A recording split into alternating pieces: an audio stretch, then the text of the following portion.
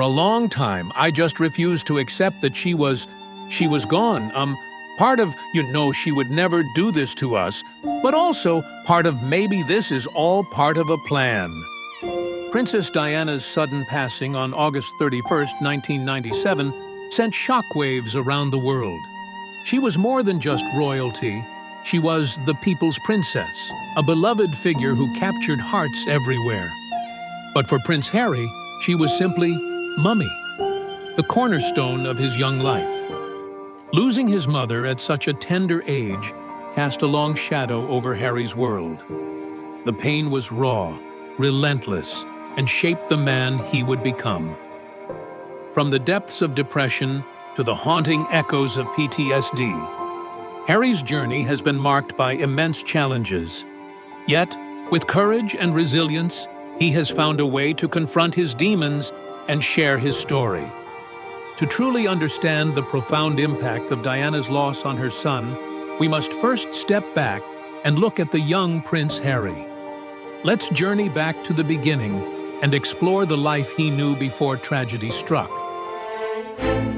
Early life of Prince Harry. Prince Harry was born on September 15, 1984, at St. Mary's Hospital in London. He is the second son of Charles, Prince of Wales, and Diana, Princess of Wales. His full name is Henry Charles Albert David, but he is known as Harry to everyone, and sometimes Harold, by his brother William. Harry and William grew up in Kensington Palace in London and Highgrove House in Gloucestershire. Diana wanted them to have broader life experiences, so she took them to places like Walt Disney World, McDonald's, AIDS clinics, and homeless shelters. Harry started accompanying his parents on official visits when he was very young. His first overseas trip was to Italy in 1985, and he also traveled with his family to Canada in 1991 and 1998. His parents divorced in 1996, and the next year, Diana died in a car accident in Paris, while Harry and William were with their father at Balmoral Castle. Their father told them the sad news. At Diana's funeral, 12-year-old Harry walked behind her coffin with his father, brother, grandfather Prince Philip, and Uncle Charles Spencer. Harry and William inherited most of Diana's estate, which was over 12 million euros, on their 30th birthdays. By 2014, due to the estate's growth, each received 10 million euros. They also inherited Diana's wedding dress, her personal items like dresses, tiaras, jewels, letters, paintings, and the original lyrics and score of Candle in the Wind by Bernie Taupin and Elton John, performed at her funeral. In 2002, The Times reported that each brother would receive £4.9 million from trust funds set up by their great-grandmother, Queen Elizabeth, the Queen Mother, on their 21st birthdays, and 8 million euros on their 40th birthdays.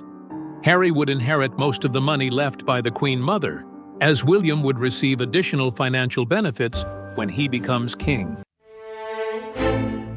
Education. Like his father and brother, Harry went to private schools. He started at Jane Minor's nursery school and the pre-preparatory Wetherby School in London. He then attended Ludgrove School in Berkshire. After passing entrance exams, Harry went to Eton College. This was a break from the family tradition of sending royal children to Gordonstoun, which his grandfather, father, uncles, and cousins attended. However, it followed his brother's path and the Spencer family tradition, as both his maternal grandfather and uncle went to Eton. Like William, Harry was allowed to study without media intrusion, thanks to an agreement with the royal family and the tabloid press for occasional photo opportunities known as the Pressure Cooker Agreement. In June 2003, Prince Harry completed his education at Eton College with 2 A-levels, a grade B in art and a grade D in geography. He had initially studied history of art, but dropped it after the AS level.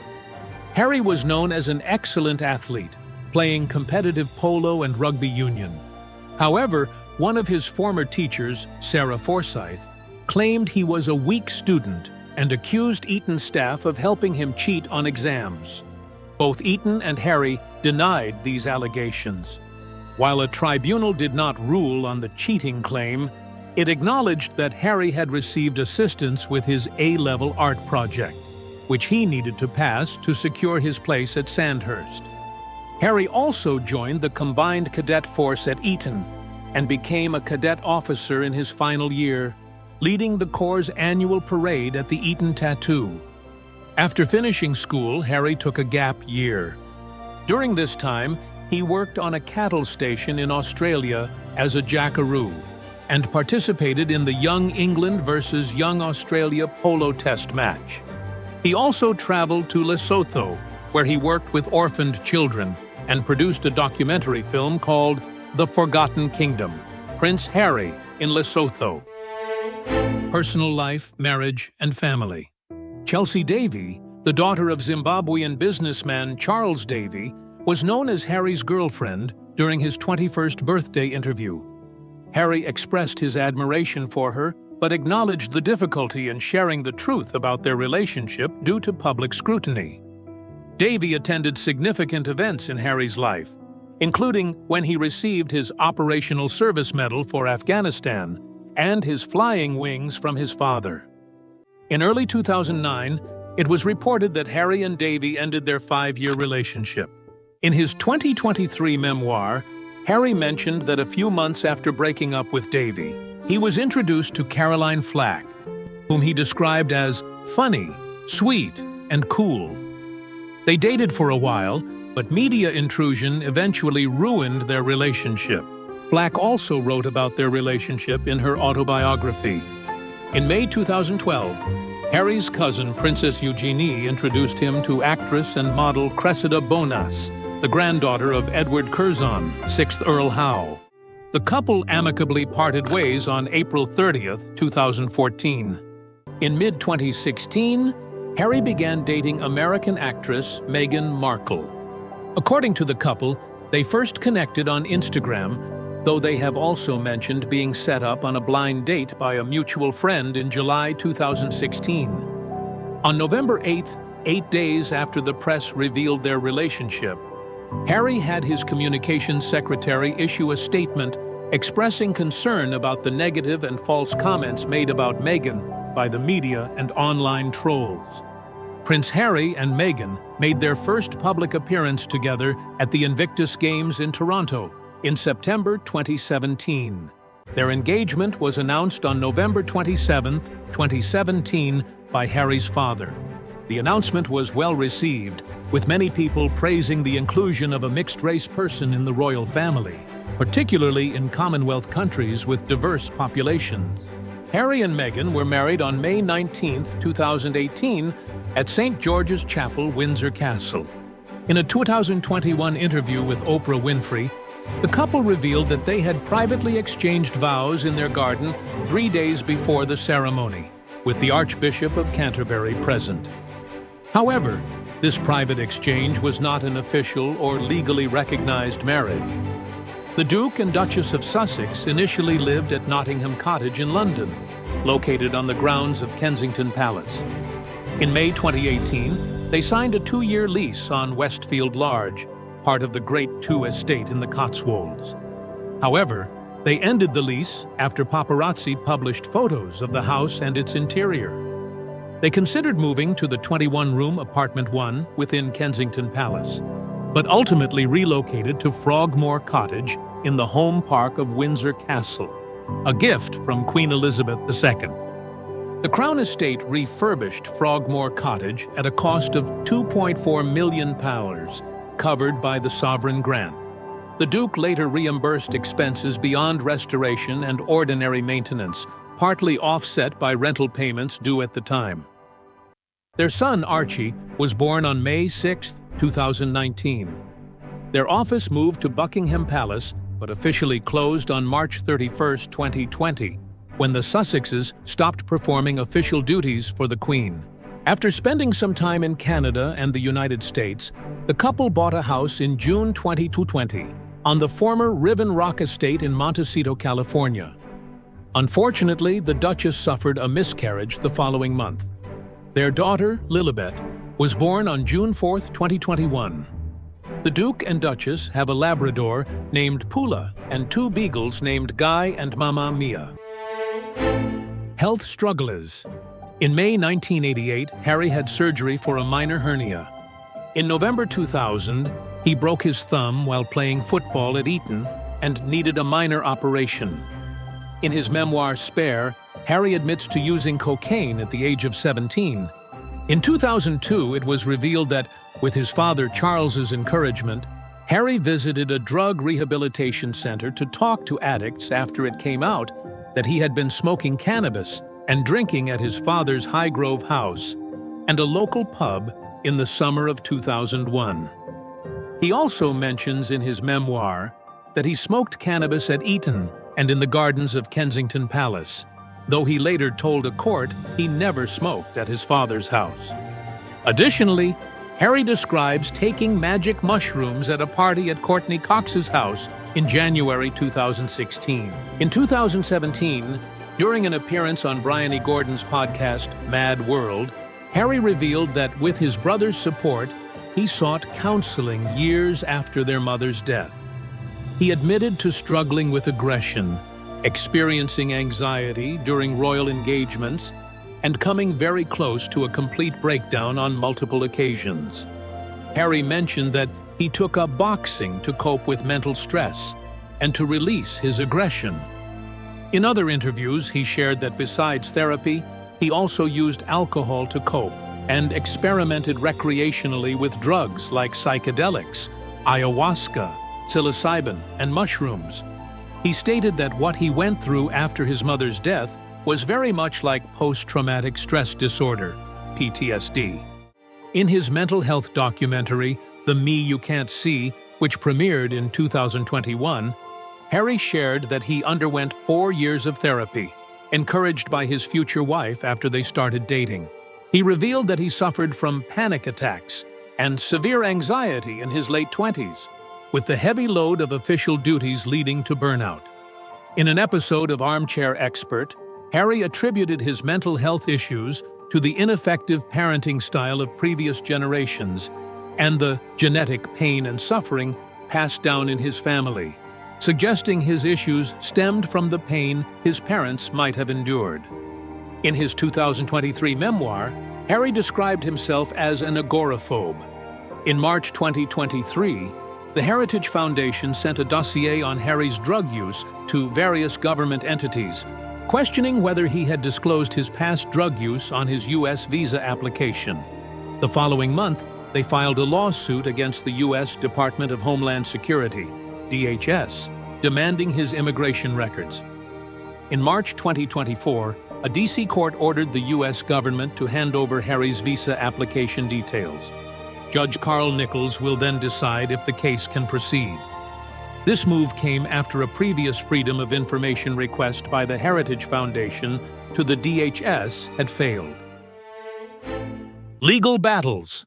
In December 2020, Harry's legal team sued Associated Newspapers Limited, A&L, over a Mail on Sunday article that claimed his working relationship with the Royal Marines had deteriorated after he stepped down from royal duties. The newspaper admitted the claims were false and issued an apology. Harry's lawyer stated that the substantial damages paid by the publisher would be donated to the Invictus Games Foundation. In November 2021, Jason Nauf, the former communications secretary for Harry and Meghan, provided a statement to the court during A&L's appeal against a ruling that found the media company had breached Meghan's privacy by publishing a letter she wrote to her father. Knauf stated that Meghan had given him briefing points to share with the authors of Finding Freedom, Omid Scobie and Carolyn Durand. He also revealed Harry supported the idea of hiding their involvement in the book's creation, even though they discussed it regularly. A&L had previously sought to use the book in their defense, claiming that Harry and Meghan had cooperated with the authors to present their version of events. In February 2022, Harry filed a libel suit against A&L in the High Court over a Mail on Sunday article. The article claimed he was trying to keep his legal battle with the Home Office to restore his police protection secret by requesting a confidentiality order, and that he offered to pay for police protection only after suing the government. In June 2022, Mr. Justice Nicklin ruled that parts of the article were potentially defamatory, but rejected the claim that it portrayed Harry as a liar. In December 2023, the judge dismissed Harry's attempt to have the publisher's defense thrown out and decided the case should go to trial. He also ordered Harry to pay the Mail on Sunday $48,447 in legal costs. Harry withdrew the libel claim in January 2024, becoming liable for the publisher's $250,000 legal costs. In October 2022, the Duke of Sussex joined Doreen Lawrence, Sir Elton John, David Furnish, Sadie Frost, and Elizabeth Hurley in launching a legal action against A&L. They accused the company of abhorrent criminal activity, including eavesdropping on phone calls, recording conversations, obtaining sensitive information and medical records, and accessing bank accounts and financial transactions. A&L called the allegations preposterous smears, and Gavin Burrows, the private investigator whose alleged 2021 statement was a key part of the case, claimed the statement was not signed by him and was cut and pasted from his evidence against other publishers. In November 2023, Mr. Justice Nicklin ruled that the case could proceed, but unpublished material from the Leveson inquiry could not be used as evidence. Interviews and struggles with the media. Harry and his wife were guests on Oprah Winfrey's CBS television special, aired on March 7, 2021. Meghan shared insights on marriage, motherhood, and the challenges of public scrutiny. Later, Harry joined the conversation, discussing the initial struggles they faced after relocating to the United States in 2020 and their aspirations for the future. During the interview, Harry openly criticized his father's parenting approach, revealing that his father had ceased financial support and communication. He also disclosed a strained relationship with his brother. The interview sparked diverse and contrasting reactions. In April 2022, Harry spoke with Hoda Kotb of Today during the Invictus Games, mentioning that he had recently visited his grandmother, Queen Elizabeth II, to ensure her well-being and support. Leading up to the release of his memoir Spare in January 2023, Harry participated in a series of interviews, including discussions with Anderson Cooper on 60 Minutes, Tom Bradby on ITV1's Harry, the Interview, and Michael Strahan on Good Morning America, titled Prince Harry in His Own Words. In his conversation with Bradby, Harry expressed a desire to reconcile with his father and brother. He also criticized certain family members for colluding with the press to improve their public image. In March 2023, during a live-streamed interview, physician Gabor Mate publicly speculated that Harry might be grappling with PTSD, ADD, anxiety, and depression based on their conversation and Harry's autobiography, Spare. In October 2021, Bot Sentinel, a Twitter analytics service, published its findings on over 114,000 tweets discussing the Duke and Duchess of Sussex. The analysis revealed that 83 accounts, collectively boasting 187,631 followers, generated roughly 70% of the negative content aimed at the couple. This report triggered an inquiry by Twitter, which concluded that while there was no widespread coordination among the accounts, it took action against users violating Twitter's conduct policies. Subsequently, Bot Sentinel released 3 additional reports, asserting that these accounts were part of a bot network, with a similar network identified on YouTube. In January 2022, the BBC highlighted Harry and Meghan as individuals whose images and videos were misused in fake advertisements promising instant profits and Bitcoin-related investment schemes. Finding out about his mom's death and emotional struggles. Princess Diana's death in August 1997 was a story that gripped the world. Reflecting on the incident, Prince Harry acknowledges the role of the paparazzi in contributing to the accident. It was a harrowing experience for both him and his brother, William, feeling utterly helpless in the face of the situation. Despite the overwhelming public grief for Princess Diana, Harry admits to struggling with his own emotions, questioning why strangers seemed to mourn more deeply than he did. The death of their mother left both boys devastated, but the impact varied for each. Harry recalls being a typical young kid, engrossed in games with his brother when they were interrupted with the news that "Mommy's on the phone." Little did they know, it was their mother calling from Paris. Reflecting on that moment, Harry grapples with the regret of not realizing the gravity of that conversation. He laments that instead of cherishing the opportunity to speak with her, he was eager to resume playing.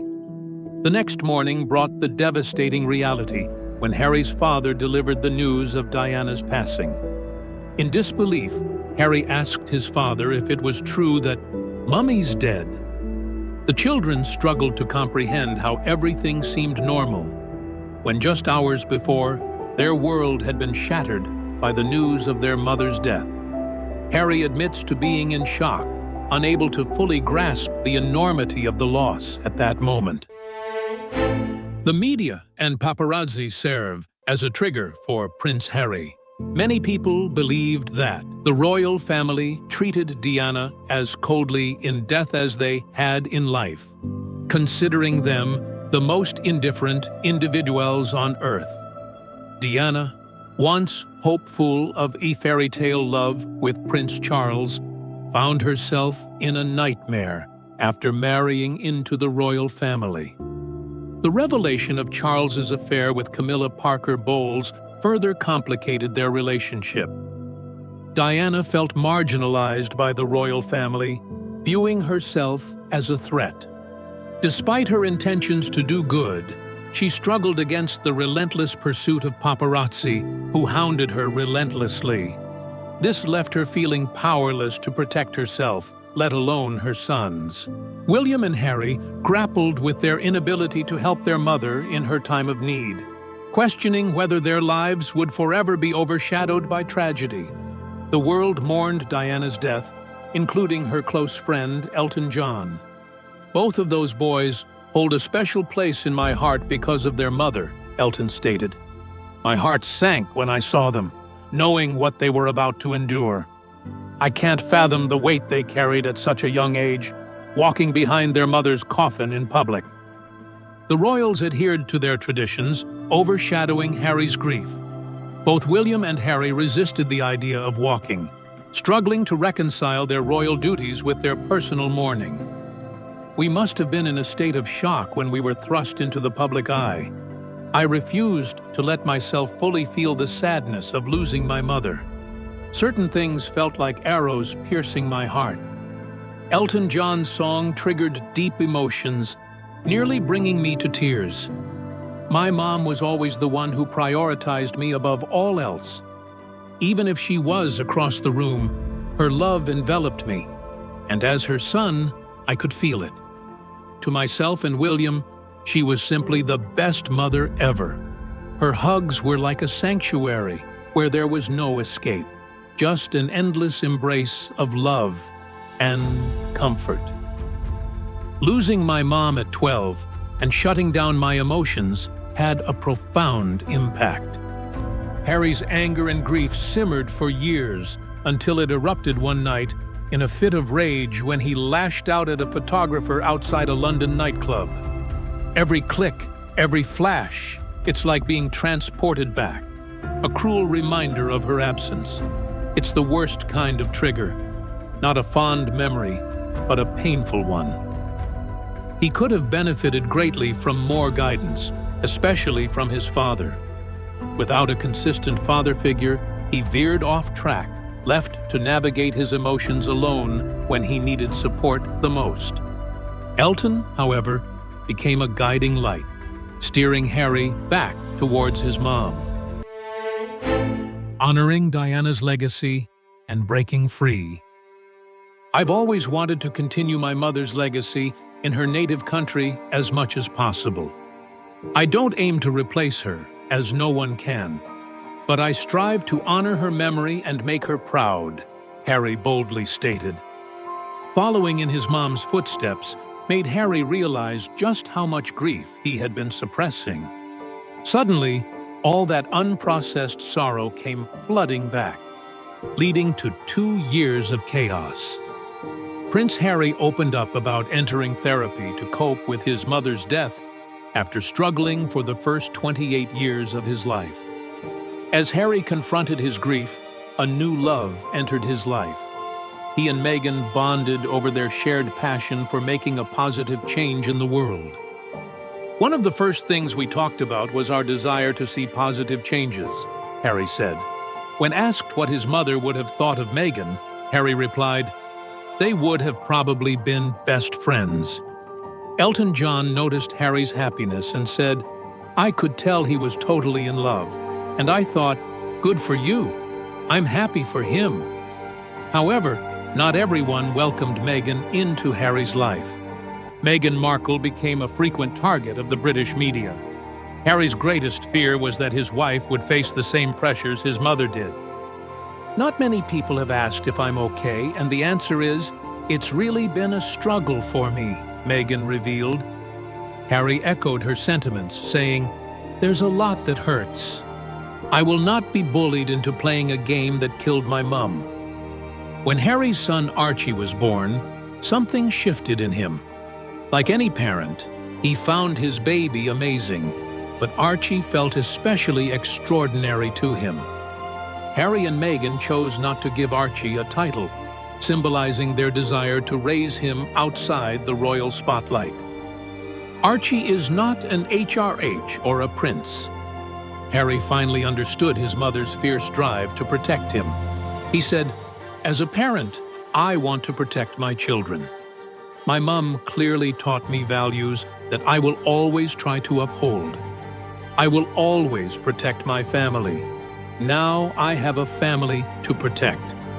What she went through and what happened to her is incredibly raw every single day. That's not paranoia. That's just me not wanting a repeat of the past. Prioritizing his family, Harry made an unimaginable decision. He and Meghan announced they were stepping back from their senior roles in the royal family. "I know I haven't always gotten it right," Harry admitted, "but as far as this goes, there really was no other option." Prince Harry and Meghan's decision to step back from royal duties wasn't taken lightly. Harry expresses his reluctance to bear the responsibilities of royalty, lamenting the tragic fate that befell his mother. By choosing his family over royal traditions, Harry accomplished what his mother never had the chance to do. He broke free. She would be proud of her boys. Prince Harry and Meghan Markle have reportedly moved next door to Elton John in LA. "We will do everything we can to make sure that she's never forgotten and carry on all of the special gifts that she had," Harry said. "I hope that a lot of my mother's talents are reflected in the work that I do. The best lesson I learned from her is to be yourself in everything you do and give as much as you can."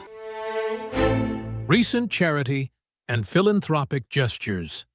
In February 2020, Harry collaborated with Jon Bon Jovi to release a new rendition of the song Unbroken, featuring backing vocals from members of the Invictus Choir. The track, launched on March 27, 2020, saw its proceeds donated to the Invictus Games Foundation.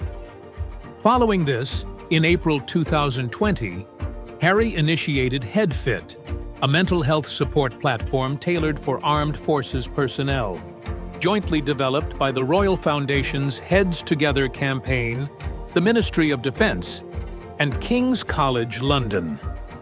In June 2020, The Duke and Duchess endorsed the Stop Hate for Profit campaign, urging CEOs of various companies to participate.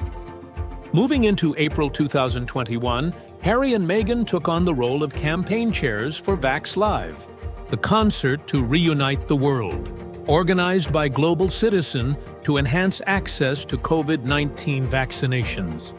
They also threw their support behind a vaccine equity fundraiser by the same organization and penned an open letter urging pharmaceutical industry CEOs to address the vaccine equity crisis.